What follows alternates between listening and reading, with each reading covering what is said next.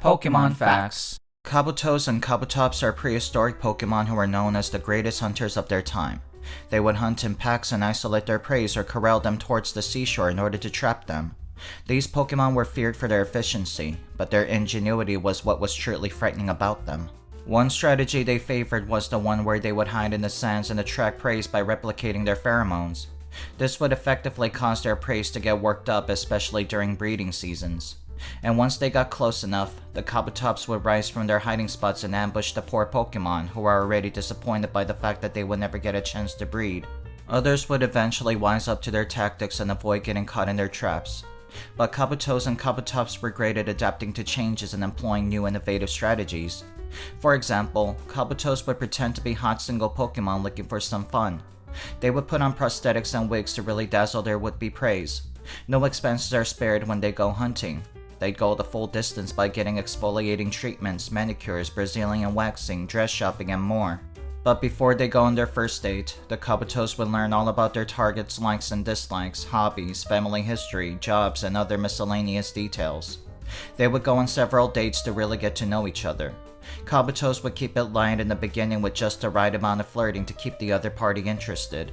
It wouldn't bode well for them to play their cards too quick. The hunt itself is just as, if not more important than the actual prize.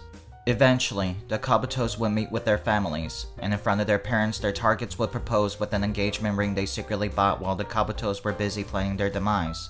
Years later, they would get married and attempt to start a family. The Kabutos would make excuses about being infertile for the reason why they can't have babies.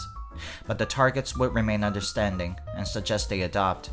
The Kabutos would agree reluctantly and raise a string of children together. And they grow up in the blink of an eye. They're already in schools and getting into trouble, prompting the principals to call the parents.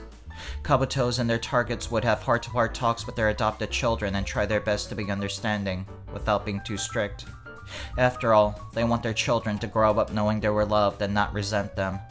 It's a hard balance to strike, but they manage somehow. At some point, the targets lose their jobs during massive layoffs and succumb to depression. The Kabutos do their best to cheer them up through the tumultuous times and budget wisely until their targets get back on their feet.